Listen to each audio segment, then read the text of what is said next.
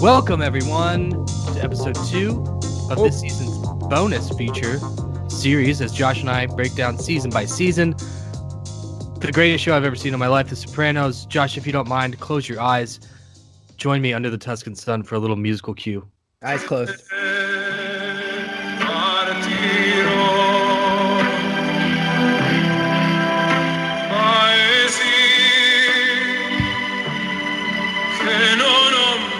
Oh, Carm.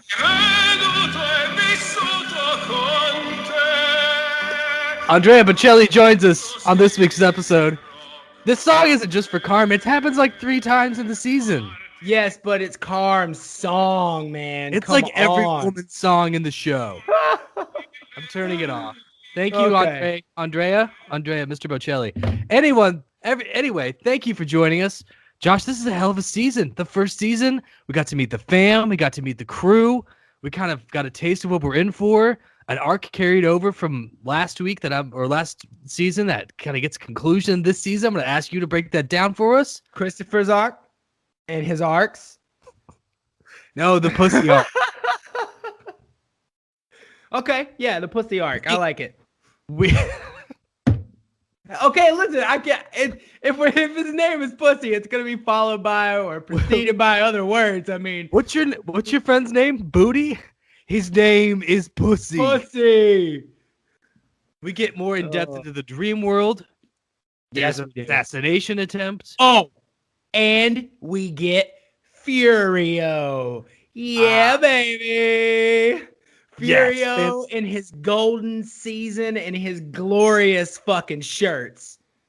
Those are some high gloss department store Italian authentics. I fucking love Furio. One of my favorite characters. I'll let you have a moment with Furio in just a little bit. We get to go to Italy. Tony dodges 2 legal bullets. Christopher does not dodge bullet. He ends up catches a few.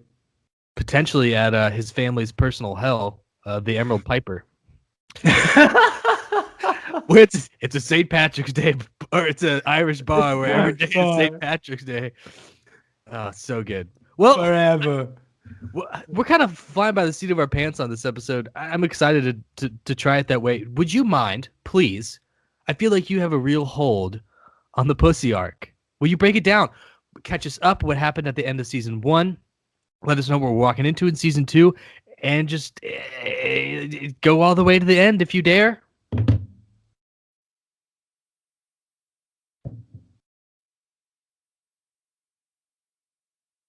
Kind of freaks Tony out at the end of the driveway. Tony's doing his ritual walk down the driveway to get the paper in the robe. Whoa. Yeah, I'm there. I was doing a timeout. I was just going because you were frozen, so I didn't see you doing it. Yeah, and I was going timeout, but then it kept going in my ears, so I was like, okay, maybe I should just keep going. But you were just like this. Let's wait a minute or so. Yeah, sounds good. You may find it helpful, I don't know, if you cut the Wi-Fi off on your phone. Just saying. I do that when we're recording too, because it just adds a little bit more bandwidth for your computer to grab.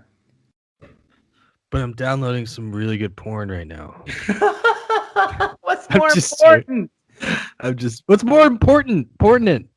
I'm joking. I'm not downloading porn. I don't download porn. I ain't paid for shit. Porn tent.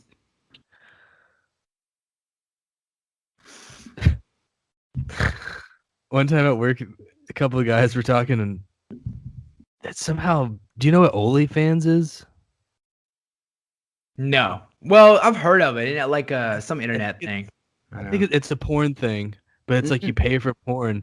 And some guy we were just talking about it, like about it, not us using it. And this one dude walked up at the tail end of the conversation. He just goes, "I've never paid for anything." And it was just like, thanks, Chris. Now we know. Oh, good stuff. All right, should we go again?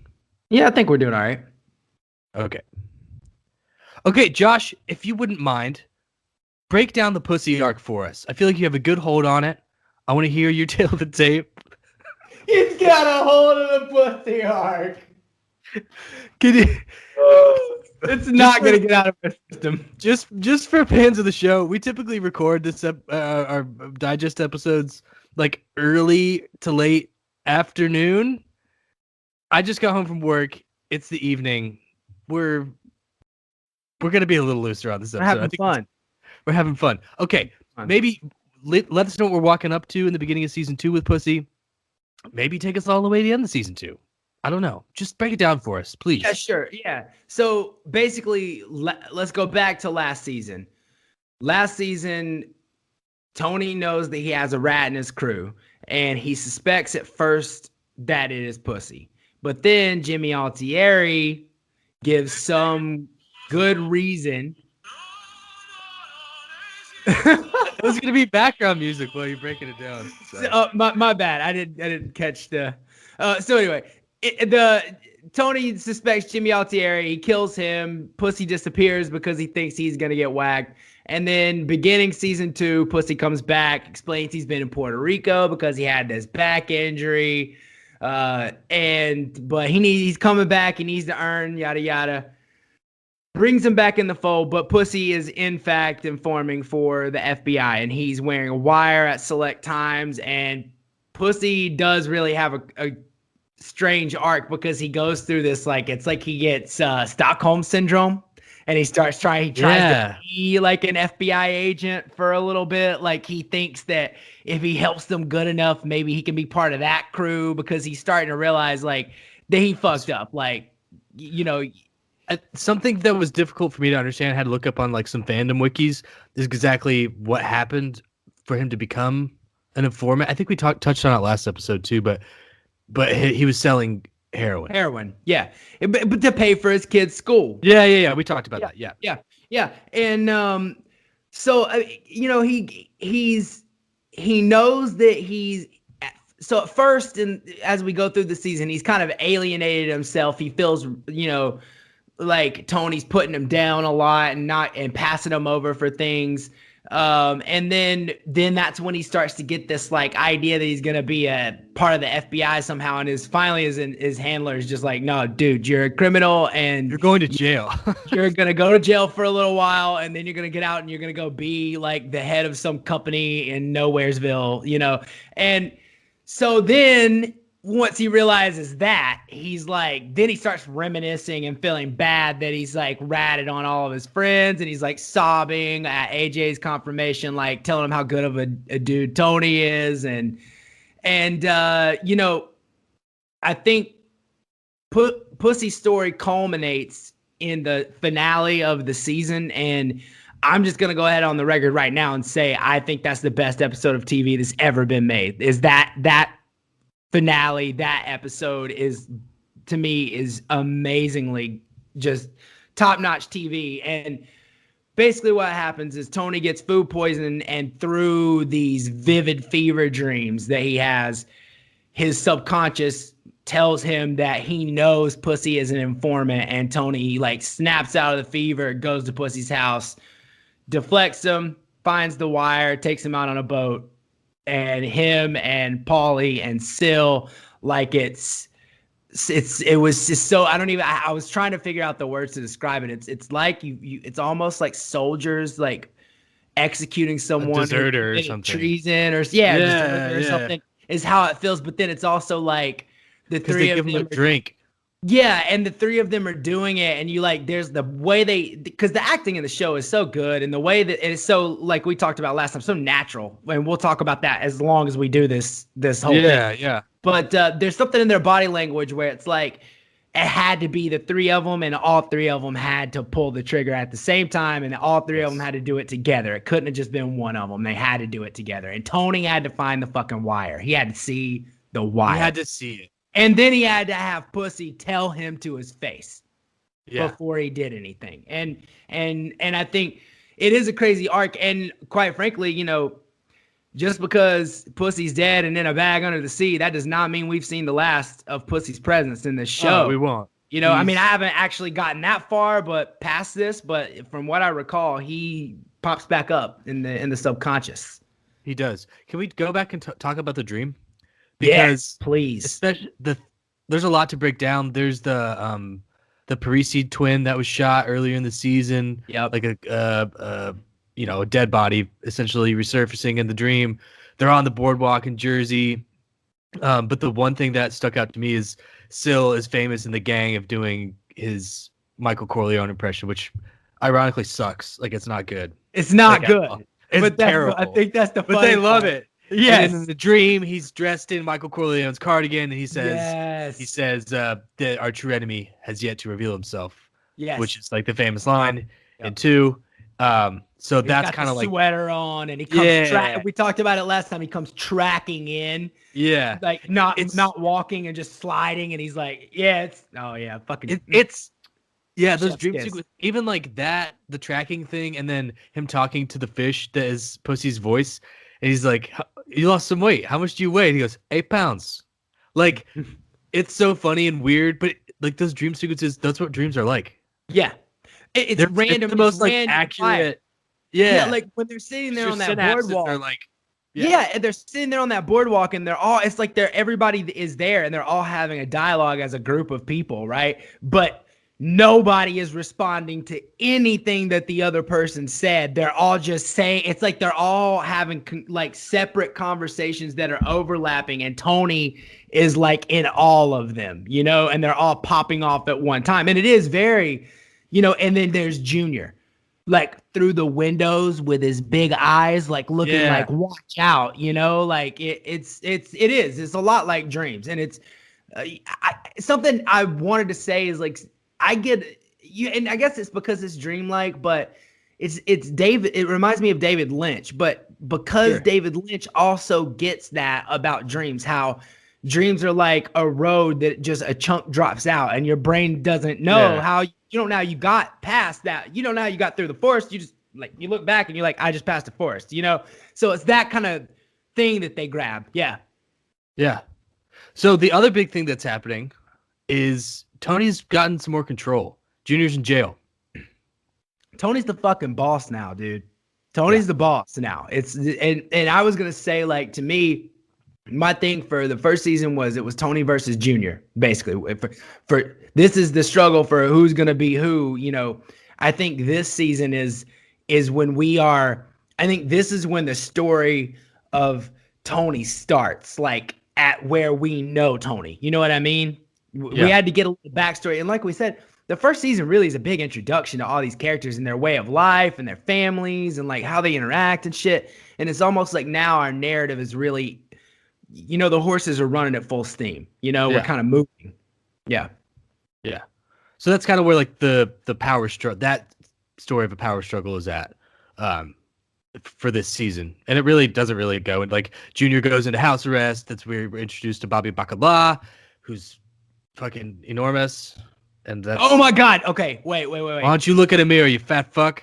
Dude. Okay. What? If I were you, I would seriously consider salads. He's like watches him get out of the car, and it's like, but Bobby goes, when he says that, Bobby goes, what?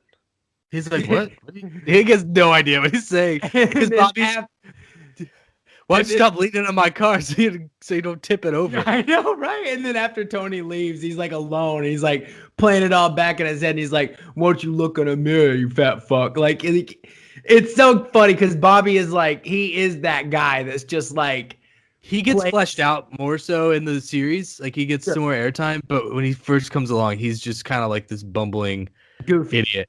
One of my favorite quotes is with Bobby when Bobby's trying to be like a broker between Junior and Tony, but Tony has usurped Junior at this point. Like Junior has no power. He was outsmarted in a couple situations, and he's the one in fucking house arrest, right? So Bobby tries to lay this like diplomatic line when he's leaving Bada Bing, and he's like, he goes to the victor. Go. He says it really awkwardly though. He's like, to the victor should go to the spoils or something like that. And Tony looks at him and he goes, why don't you get the fuck out of here before I shove your quotations book up your fucking ass? So fucking good. That is one of the better moments. It really is. Shove your quotations book up your fucking ass. Oh God. So there's another kind of reoccurring theme I want to touch on. There, there's always a couple new gang members each season, and Yeah. there's always a adversary that is also an equal or is challenging Tony for power. That's looking for some shit. It happens like every season on this show. This season, we get introduced to a very interesting character, and I love this dude's performance. I think he's really fun to watch. Yeah. That's Richie Aprile. Yep. It is fun to watch. It's absolutely fun to watch. I think he's a great performer, and like I like reading, like I like hating him. He's a total asshole, but he's really good with James Gandolfini. He is. He's so much shorter than him, but he's such like a little bulldog. Yep. I really like Richie's character, even though he's an adversary. When I remembered that it was Richie's season, I was like, yes, I fucking hate Richie. Yeah, I know, right? It's no, Richie does have some great moments. I mean, it's the jacket. I mean, he nails that shit so fucking good. I just think it is a motif. You know, we have Mikey in the first season, who was Junior's like number 2 guy, who was kind of this like, you know, arrogant, like double crossing kind of guy. And then this season you get Richie, you know, who's trying to stir shit up just because he doesn't like the way Tony's doing things, which, you know, that's a theme that I've picked up on in this rewatch is there's a lot of people who really just aren't satisfied with the way Tony decides to do things, you know? I mean, his main crew is, but there are others who aren't. But I think that's just the life, right? Well, speaking as someone who knows, no, I think what you just said is correct. That's the mob life. Like, heavy lays the crown. You know, like, it's like a violent life, and like people want the power, and like, I don't know. I don't think it's really. My personal opinion is that motif reoccurring isn't like an opinion on Tony's leadership skills. I just think it's a part of. Well, I think I think you're right. Like, I mean, there's always somebody who's gonna take and think they could do it better, especially if they're a little older, like Richie is. You know, but Richie's been in the can for a few years, for like a decade, I think. Yeah, and he comes out and he just expects everything to be normal. Like the dude tries to pick up his old lines, like his pickup lines of people around the neighborhood that owe him money for protection stuff. He just immediately starts going to these old businesses. Beansy, fucking poor Beansy, man. Yeah, right. Cripples the guy. Gets a coffee pot smashed over his face and then cripples him. Basically, what I have written down for Richie is too much, too fast. Like, Richie, what? With Richie, for me, the look, man, the toxic chemical that gets mixed with Richie is Janice. Oh my goodness, Janice. God, I mean, fucking Janice. Oh, Tony's sister, Janice, and it's like. There are times like when you first meet her, you're like, okay, maybe I do like her. Maybe she's like reasonable. And then you immediately learn, no, she's like she's like a completely like double face. Like, yeah. Right. And just, oh man, I don't know. Like the prime example is when Meadow throws the fucking crazy party. She's like, you guys are just mad at her because you want her to be independent, and now she exercised some of her independence and you don't agree with her decisions. And then she goes to the house, sees it, comes storming back in. That fucking spoiled, rotten little brat. She should have to clean it up. And Carm just straight debos her. She's just like, oh, I love that. Like, butt out. And then right? Carm takes it to the next level, because that's at that moment Richie and Jackie have just started getting together, and Carm is like, and Carm just like literally like puts her down, laughs at her like with her hand out, and just goes, "I can't even look at you," and walks away. I know it's such a fucking. Oh, it's like, okay, that Edie Falco, Carmela Soprano fucking own of Janice is like one of the greatest TV owns of all fucking time. I mean, seriously, because she's talking shit because she's messing with Richie, and she's like, oh, I'm supposed to take advice about women's liberation from you? Like, I can't even take you fucking seriously. Scoff. It's great. Yeah, I love Carmela, dude. But okay. Oh, go ahead. Can I just do a quick little what is up with Carmela and always having some man she's crushing on? And also, how the fuck did we omit Father Phil from our previous episode? Because he's terrible.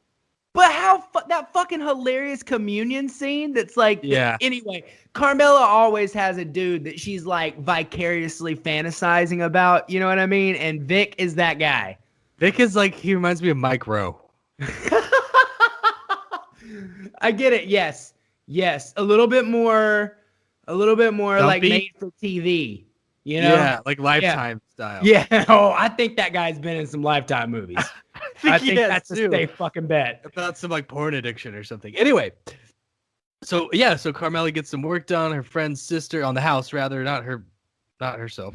Um, and she meets this carpenter guy, and they have a little almost thing. And I'm glad that Carmela has like her heart aflutter, but she kind of like leans into it. She tries to like have a conversation with the guy. She doesn't understand until a friend gets real with her, and she's like, "Yeah, honey, he's terrified of your husband. It has nothing to do with you." Right.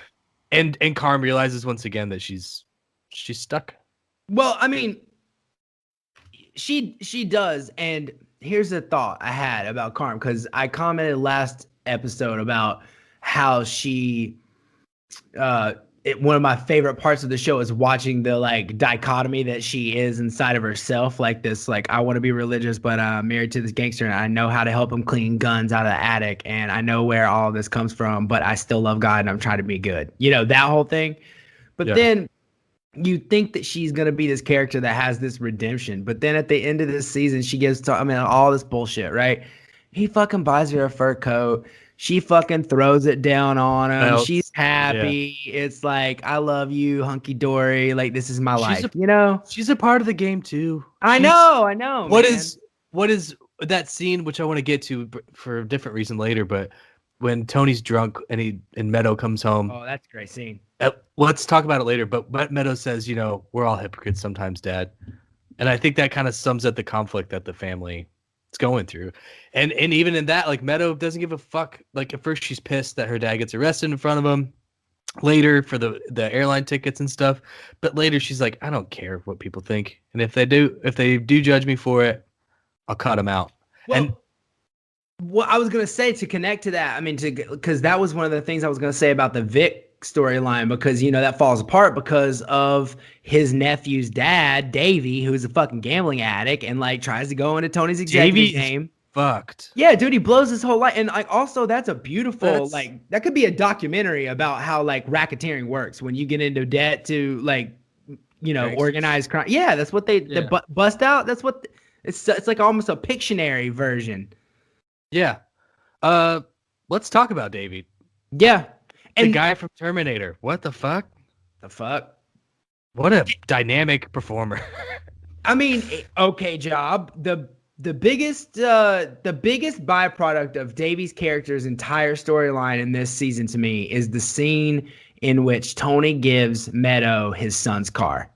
That is the whole reason for that storyline in the show to me. Again, to relate back, because I think the show is more like a sitcom where everything is supposed to be, what is this life reflected back on this family, like this family and their experience. And I think that when he gives her that car and she realizes that it's her friend's car, and he like blows up at her and he's like, where the, how, don't be, basically, don't be fucking self-righteous. You know what I do. You asked me if I was in the mafia. You were cool with it. You thought it was this thing and we were in on this secret. You know how all this comes to me. Don't try to act holier than thou when you are confronted with the publicity of it. You know what I mean? And I think that's a crucial moment for Meadow, which leads to that.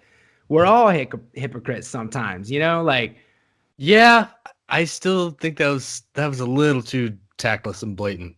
Oh, I agree. How did he think she was going to react? Yeah, no, it was not okay. I just meant that part of the show is like a very crucial part. I think it was a very important moment between like Meadow and her family, and that whole thing is that like finally him blowing up and saying, you know what the fuck I do. But it was fucking gross. She rode in the car. She rode in that car to school, like, frequently, you know? Yeah, fucked up. Anyway, sorry. Don't want to drum on. David is like the most annoying character after Janice. That guy's such a fucking idiot. Yeah. But I'm glad that you said, yeah, he's a dad. He's an addict. Yeah, he is. But I love that you brought up that it's like a picture perfect. It's like a textbook racketeering situation. and like the lien on the business and like how they get around it because it's in his wife's name, and then yeah, I'm glad you brought that up. I could not have surmised that better myself.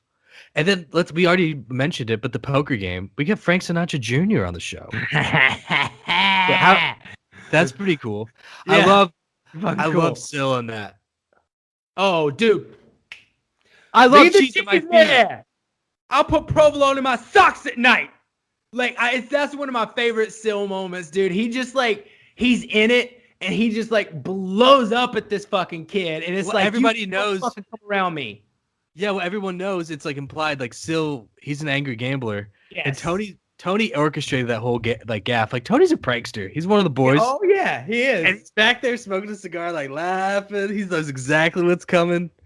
Yeah, but that poker, and because it shows like gambling and how easy it is to get addicted to it, and it causes tension between Richie and Tony because Richie's trying to get his cut because David and Richie fucks up again by disrespecting Tony and fucking putting his executive game that he worked hard to get.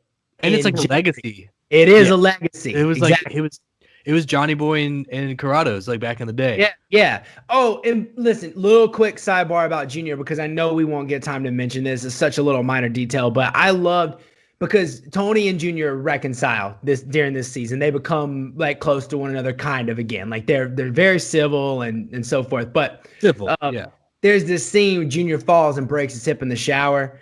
And Tony has to come over and literally picks him up off the couch and is like carrying him through the house. And like, I just love that shot. I think it's beautiful. And after that moment, they kind of, they don't really have like major beef again. And like Junior sides with him with Richie eventually and everything. So yeah, I don't know. You want to point that out? No, that was definitely a good thing to bring up. The poker saga also gives me one of my favorite quotes that I still use like at work all the time. Tony falls asleep and David keeps gambling and David keeps borrowing money from everyone in the room, and no one knows that he's been strongly encouraged not to fucking get more in debt, and no one knows that Tony told him he doesn't win in on this game, except Tony. Tony kind of fucks up that situation. I mean, it's Tony shit, but he explains it. It's like what is it? The frog and the scorpion. I mean, he tells him, "Why did you let me play? It's in my fucking nature. I knew I was gonna make money off of you. Like, what do you want me to fucking do? And I knew you owned the sporting goods store. Like, I'm not a fucking idiot. Like, it's in my nature. Yeah. How do you think I got that?" So Tony comes to and he goes, "How much is he in for?" And Christopher looks at him. He says, "40 boxes of ZD." I know. I love like a box of ZD is like $10,000 or whatever. The other funny part is when they're having their meeting, Tony, one of the two legal bullets he dodges, and then David comes out and he's freaking out about the lien and how he's gonna go to prison for fraud, and they're just like, go back in your hole, David. Because they're having like an illegal meeting or whatever. Yeah. But he's like, "Fuck you, David, get back in your hole." And he walks around the corner and Tony goes, "You're doing a great job, Davey." Like, oh, it's a really funny moment. I know it is. It is really good stuff. Let's see. I feel there's something else we're missing in season 2. I'm trying to. Oh, dude. Oh, I'm not done. Oh, okay. My bad. Go for it. I'm controlling the narrative of this episode. My bad, man. My bad. So I think it's a good time to touch. I think it's a good time to touch on the two instances that Tony kind of dodges. One ties back into what you just alluded to is a murder that Pussy and Tony are involved in, and someone sees them, and they have Tony's picture on file, and they kind of point to him. It's like for episode and a half, you're like, is Tony going to fucking prison? Yeah, I know. But the way that's cleaned up is pretty clean. They just find out who it is after they get his name in the paper and they clip him. Yep. But the other one is fucking Livia again. Yep. It's with the airplane tickets. Dude, one last fuck you. And he's even telling his lawyer, he's like, "I fucked up." And his lawyer's, no, it's not that bad. He's like, "No, I fucked up. If I could have just stood there for another 5 fucking minutes and said, 'Yes, ma, I know, ma,' but I couldn't. I fucking lost it." And it's like, it's right. It's like that woman is just sticking in him. The tickets are stolen, Anthony. Did you do this? Like, come on, get out of here. Yeah. Oh, Work. cheers. So let's go. Let's talk about Christopher's arc in this season now. John So Favreau. so we talked about a couple motifs that come up every season. There's an adversary, and then there's always new like cronies, like bit players. And what Christopher gets in this season is two people that follow him around, and they're trying to get into the mob and shit. And they're fucking scumbag idiots. Such douchers too. They suck. Matt, Sean. I'm Sean. I was trying to remember their names, and I was like, I don't even care. Matt and Sean. Fucking Brett, Arm the Brave, and Lava or something like that. It's just, I mean, I don't mean it's a beautiful name, but still, it's just that guy. did you hear what I just said? Well, no, I'm sorry. What was that? You could call them Brett from Arm the Brave and the other guy.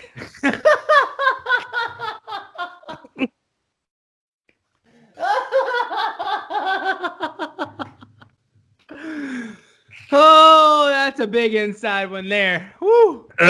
Moving on. So what happens is they're not getting treated right. Furio comes and takes an extra G from them, and they're like, "What the fuck?" And they try and talk to business with Tony at the Bada Bing Club in the bathroom, and they're like, "Yo, Richie doesn't like Tony. What do we get? We could get in good with Richie. You know what we'll do? We'll kill Christopher." What the fuck? Oh no, didn't. Great idea. So Christopher gets lit up. He gets shot. Yeah. He puts a bullet in, I think it's Sean's head. I can't remember, Matt or Sean, one of the two. I don't know, Matt and Sean or Matt. Who knows? Fucking Boy Meets World and the other guy. Oh, Brett from I'm the Brave and Boy Meets World. Oh, Corey Matthews. Oh, it's there. It's so there. But Chris gets one in, right? And then he's a tough guy. I mean, he puts through and he gets his button. Oh, fuck yeah. He gets his button out of it. You know what I mean? So what happens is Christopher fights through. Christopher, he just has this moral fucking battle through the whole series. And in this one, he claims to go to hell and see it's his family's personal hell where his father is. And their family's personal hell is an Irish bar where it's St. Patrick's Day every day. And it's called the Emerald Piper. It's fun. Like Tony and Ollie are laughing at him. Like, and Paulie's like, it's his purgatory. No, Big Tony's like, no, Paulie. It was an Irish bar. And it's just like he's like convinced it was fucking hell. But yeah. Are you going to talk about Paulie's psychic experience? Because can I just give like a 30 seconds on that? Yeah, please. I mean, that scene right that we were just talking about leads to, so Paulie gets real hung up on this. He gets real because I love when Paulie gets hung up. I know because Chris first gives it him was like the espresso machine, and now it's this shit. Chris gives him this like specific message, like 3:00, and Paulie starts freaking the fuck out. So he like goes to his girlfriend, tells him to go to a psychic. And he goes to the psychic, and the fucking psychic is seeing like all these dozens of people that Paulie's fucking whacked. Like he's like sensing them. He's calling them out by name, and it's fucking freaking Paulie the fuck out, right? I mean, I fucking, you're right. Paulie freaking out is the greatest stuff, but I love the way they take that. They plant the seed in Paulie's head. He goes to the psychic, freaks out, and then he goes from the psychic to his priest. And he's complaining to the priest that he's given so much fucking money over the years that he shouldn't have all these ghosts around him. Like, I'm not giving you any more money. And he's so pissed off. It's just, I don't know. Paulie is my shit, dude. I love Paulie so much. Yeah.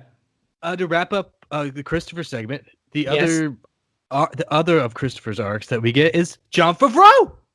He takes an acting class. And wait, so in the show, he takes the acting class, punches the dude, and like storms out of the room. Do you think that might have been modeled on the whole James Gandolfini story? Yes, I do. Thank you. Connect the dots. You planted the dots. I connected them. Oh! So Christopher writes a screenplay, unbeknownst to Tony. Tony is not happy about that. You got to tell them about our thing? So anyway, Tony goes to Hollywood, try and make a motion picture with this hot redhead who just thinks he's sexy because he's a mobster and shit.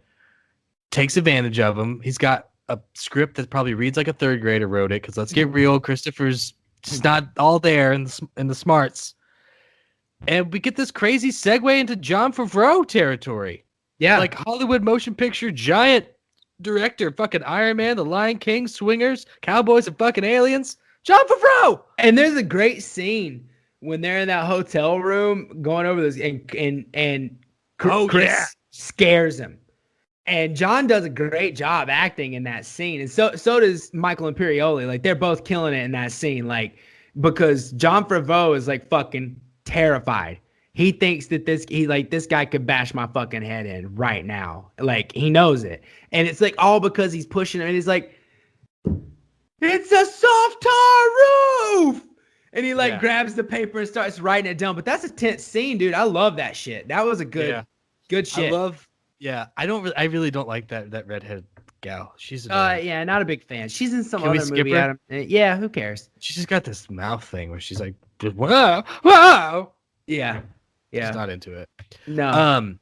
I like, it's just I just love that Adriana saved his screenplay and is like talking him up. Because she fucking loves him. She loves him so fucking much. And he treats her like shit. He in the restaurant. Okay, gold moment. I love when she Yeah. Well, he's like, you're talking about all this food. Is prosciutto this? Is fava beans this? He's like, I'm going fucking crazy. And Tony goes, yes, that's food. Tony goes, you'll appreciate organic produce when you're married. It's the quote is, when you're married, you'll understand the importance of fresh produce. It's fucking gold, dude. Those lines, like that line, when it's a serious one or whatever, like it's always cut in like seamlessly. Like you don't cut gold. Like Tony fucking means that. He does fucking mean that. You will understand the importance. You will. I think I know what he's saying. Yeah. Yeah, it's important. I know how to pick out my shit. I do too. Organic. That's how I buy things. What's up? Extra money. So the last big moment to talk about, and then I want to do some time on Furio. But where we meet Furio is the motherland. Tony, Chrissy, Polly take a business trip to Italy to meet up with their connection in Italy. The Big Mother Ranch. It's mostly based on a car enterprise. Yes, bringing to Italy. Just a little backstory. It's calls it a business trip. Doesn't want Carm to come. Kind of bullshit. She gets her revenge in the end. Oh, she does. And by the end of the season, guess where she's going for 3 weeks. Oh yeah, not 3 days. Yeah, 3 weeks. Yeah. Fuck. So anyway, what? Continue, please. Continue. No, what were you gonna say? No, you please continue. So I have one favorite. Yes. Okay. Continue. No, what's the favor? I have not a favorite. I was gonna say favorite part of the Italy trip, but you continue, please. Okay, we'll get to it. I just want to point out that Chris lasts about 10 seconds before he's fucking getting high. Dude, in his arm, he spots the track marks. The track marks, and he's like, I'm gone. Yep. So Chris really isn't in Italy because he's getting fucking high in a hotel room with some stranger. But they had this really interesting experience where they go to Italy. Polly's never been. And all he wants is some fucking gravy. And they're like, what the fuck are you talking about?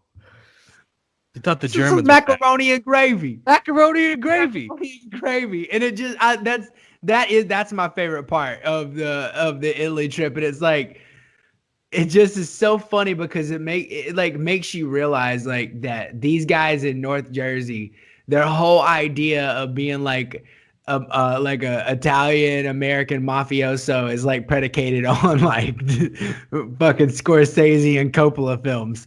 Yeah, like, they get there and guess what? There's a woman boss. The real boss is some babbling old fuck who only wants to say English or street names, famous street names in America in English. Like. They beat up kids in the street, like just legit. They're like, these people are fucked up. It's an interesting vignette where so far Italy and Italian American culture has been glorified in the show, and then they go there, and I wouldn't say it's like it's not ruined, but they're just kind of like they get some perspective. Oh, that are kind of like, Paulie. Yeah, Paulie is not a he's not a fan of yeah. Italy. And again, Chris is high the whole time, and Tony, I think Tony does have like a weird. He has some moments with Italy. Well, he But meets he that. was taken aback by the female boss. I was taken aback by the female boss. In fact, it reminds me of whenever I saw her, it reminded me of a. Quando sei lontana sogno all'orizzonte e manca le parole. E io solo so che That song is in that episode again. I'm just saying, it's a thing. Olive Garden, circa 2004. Here we go. Jesus Christ. Andrea Bocelli. Oh. One of my other favorite moments in this season, and Tony, we already touched on one, but Tony gets one moment each with each of his kids, where he like is a good dad, and I remember I texted you about it when it came across my lap while I was watching. The one with Meadow we touched on. Tony staying up late drinking. I want to say bourbon, but that bottle looks like something you'd drink. Oh, my friend, that's Cavassier. Cavassier. That's That's what I thought. Hennessy. That's cognac. That's what That's he's what drinking. I thought. And he tells Meadow, he says, we always say that you just like your mom, but he says, Med, you're all me. She's a strong-willed, cunning. Meadow gets what she wants. And it's just this really tender moment. Meadow's not mad that her dad's drunk. She's giving him shit to go to bed. He's calling her baby and stuff. It's just a really sweet moment. I love. And then That's the how other it one, works. yes, it's true. I mean, I've had that moment with a parent, before, like a little tipsy, just being real candid, but you're old enough to be like, yeah, okay, you're a little tipsy. It's okay. Love you You too. know? Love you too. Yeah. Yeah. Yeah. And then the other one is throughout the season, there's the Carmela pissed about the Gumar thing and wanting Tony to get a vasectomy and shit. And in a heated argument, it cuts over into AJ. He's not AJ yet. He's still Anthony Jr. He drops a glass thing of ZD all over the place. And Tony says, you want me to get a vasectomy when this is my male heir? What's the fucking matter with you? You just finished dinner an hour ago. And AJ kind of sucks. Like, he doesn't get redeemed until like the last half of the last season of the show.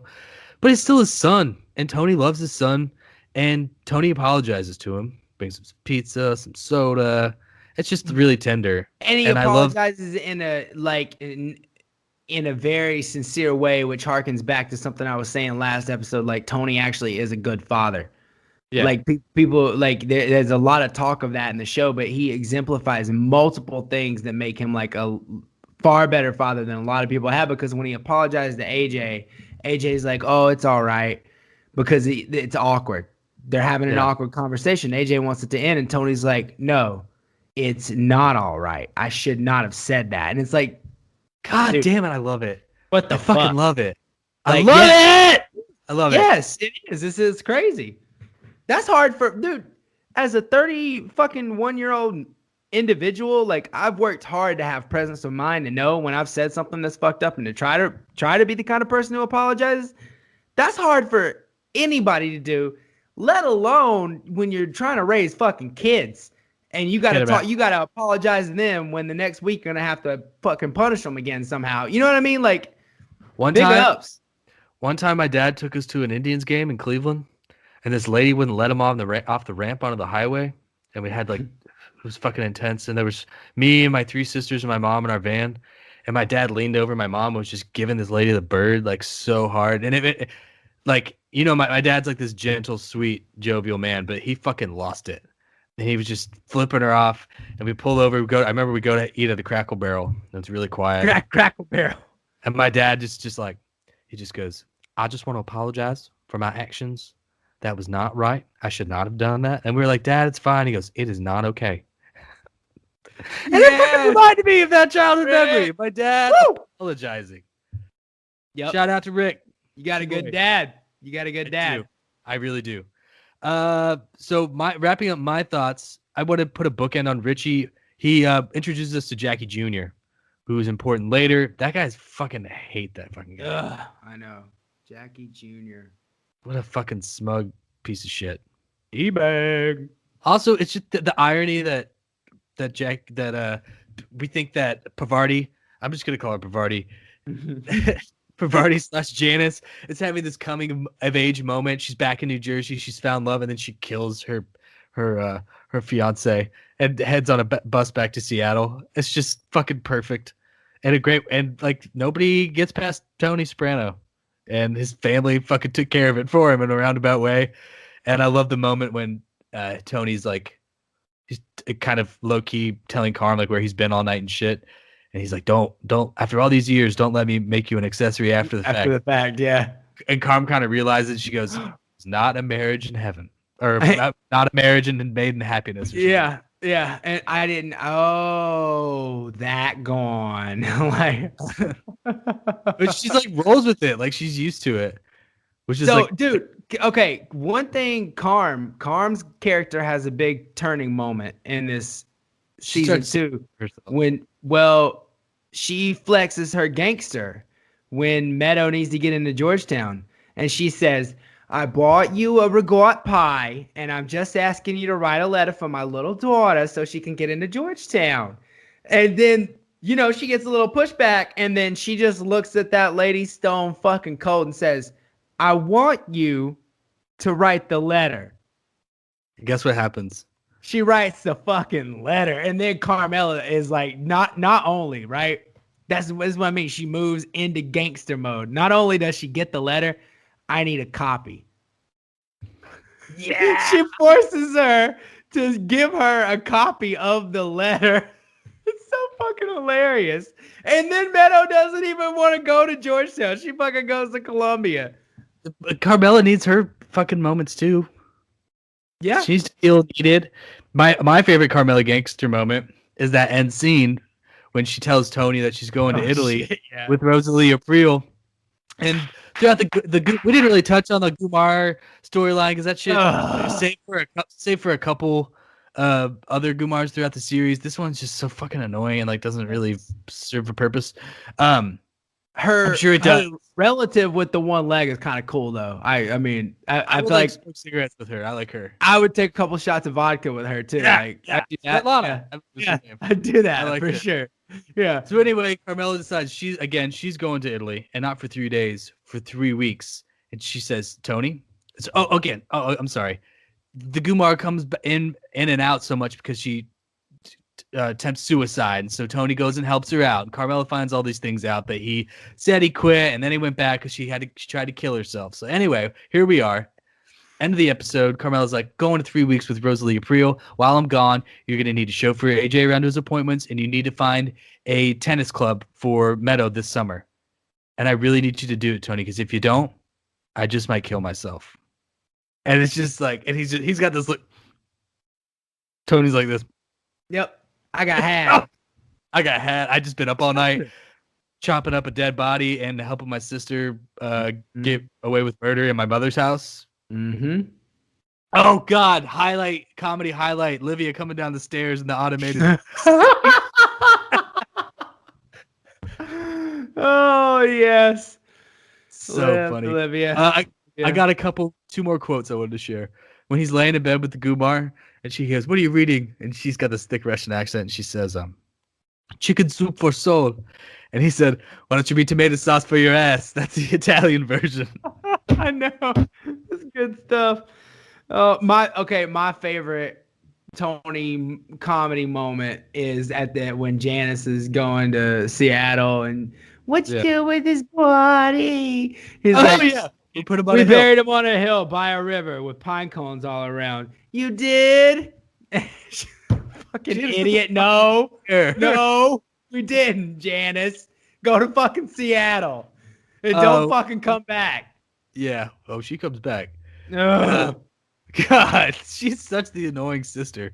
So the annoying sister. I love their relationship. The other quote, the last one is when Pussy and Tony are killing Boy Meets World for the hit on Christopher, and they give him a soda, and he is like, "All I got's diet. Is that okay?" And he's like chugging the drink, and Tony's like, "You sure you don't want something with sugar in it?" And like they keep talking to him, and he finally like is like, "Sure you okay with that?" He goes, "Yeah, it's fine. It's so good, Tony. Thanks." He goes, "Good." The quote is, "Cause that sugarless motherfucker, that's the last drink you're ever gonna have." Pop, pop, pop, pop. I made you drink a diet soda before I killed you. Fuck you. Oh God, it's a great show, and there's a lot of good comedy in this one. And if I can, I'm gonna point out my two favorite things in the whole season. They're real brief. They're both sounds, right?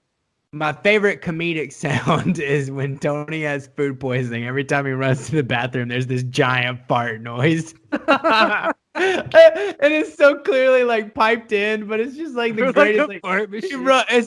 It's like you hear the like initial barf, like, and then a few seconds later, it's just giant like like fart noises coming out of the bathroom, and it cracks me up because it happens like 4 or 5 times. It's just, I don't know, it's fucking funny.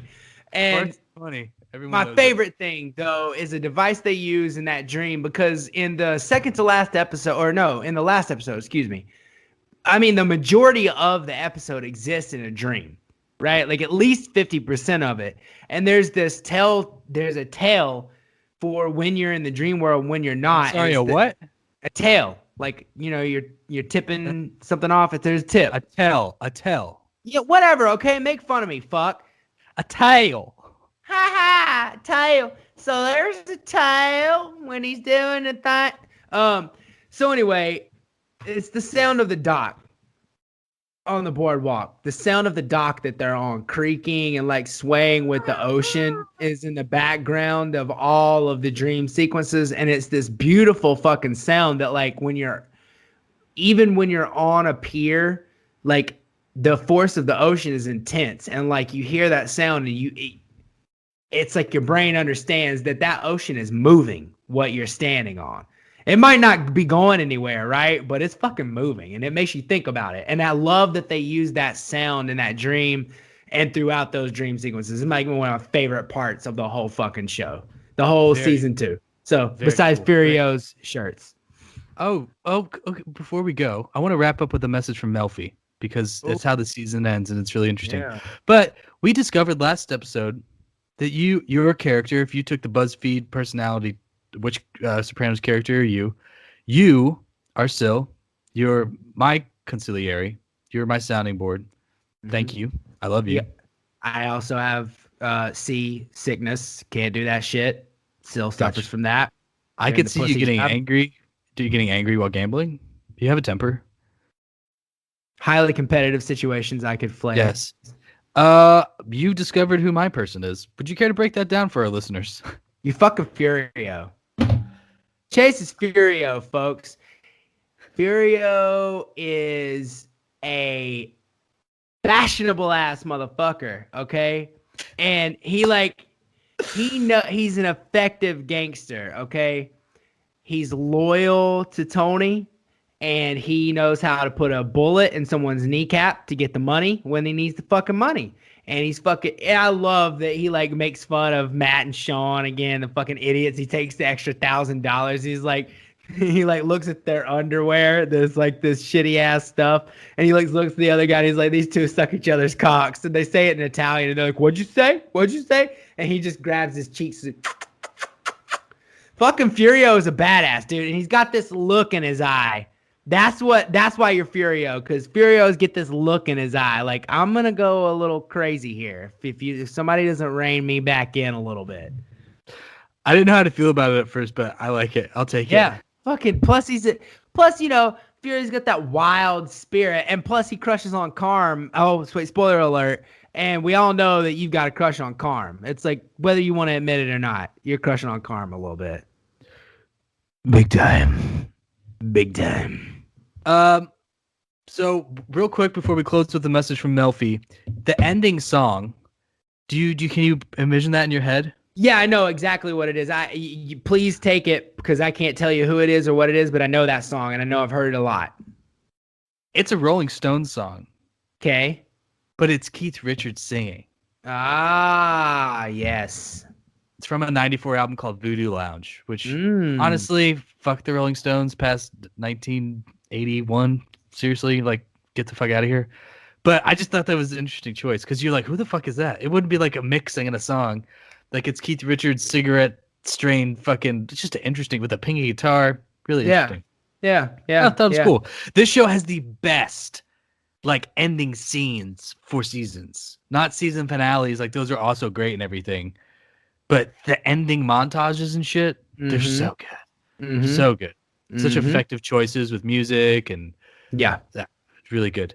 So at the end of the season, Melfi has like a breakthrough with Tony, where he's under a lot of pressure about possibly getting arrested, and Melfi just keeps bringing it back to his mom. She's like, a year ago, your mom tried to kill you, and you just like brushed it off like it was nothing. I've sensed sorrow in you. And she kind of says, I've been treating you for a year and a half now, and I noticed this pattern of sorrow, and she's trying to get into Tony. And once again, Tony just I wanted to close with the message from Melfi because she's not in this episode a lot. They're in this season nearly as much as she is the first one, but she kind of brings it home in the last episode. She's like, "Yeah, we weren't together this season a lot because you were avoiding me because I sensed the sorrow in you." And what does Tony do? Singing Buddy Holly, walking out. I don't fucking Mm-hmm. need this shit. I'm fine. I don't. The mom stuff doesn't bother me anymore. Like blah blah blah. And it's kind of that absence of Melfi in the season is acknowledged in her presence in the last few moments of the final episode. Yeah. I just thought that was interesting. Yeah. Yeah. And she, it's a complex thing for her too. So the big moments. No, this show's got a lot of style, man. That's really what it comes down to. Is they know what they're doing when they're making. They really, I think, kind of. They really, a lot of people would say that the only way to make something new anymore is to combine two things that have already been made or multiple things that have already been made. Like you can't have just like a fresh thing that no one's ever thought of. It's got to be like a remix of something. And it's interesting to me because they kind of set the standard for what good television is and can be because they combined elements from so many different types of storytelling and mostly from like cinematic theatrical drama and then bringing in that like half an hour sitcom vibe. Combining those things just created a mix that works. And I think that's what the show fucking does so well. I think it's cool for every one of these bonus eps. We just try and flesh out why it's great. And we kind of like last episode, we touched on what you just said, but I think we're getting closer to the message of why it resonates and why it is excellent. And again, I'm glad you touched on like the sitcom part of it. The show is entertaining, it is fantastical, but it's also relatable. So it has all of those elements. It's a dynamic program, and I'm excited for season 3, man. Fuck yeah. Our characters are gonna get more in depth. Storylines are gonna keep coming at us. The Popping show just off. gets richer. It just gets better and better and better and better. It does. Yeah, absolutely. We'll be back for number 3. Number 3 coming at you. Thanks for listening, y'all. Boom.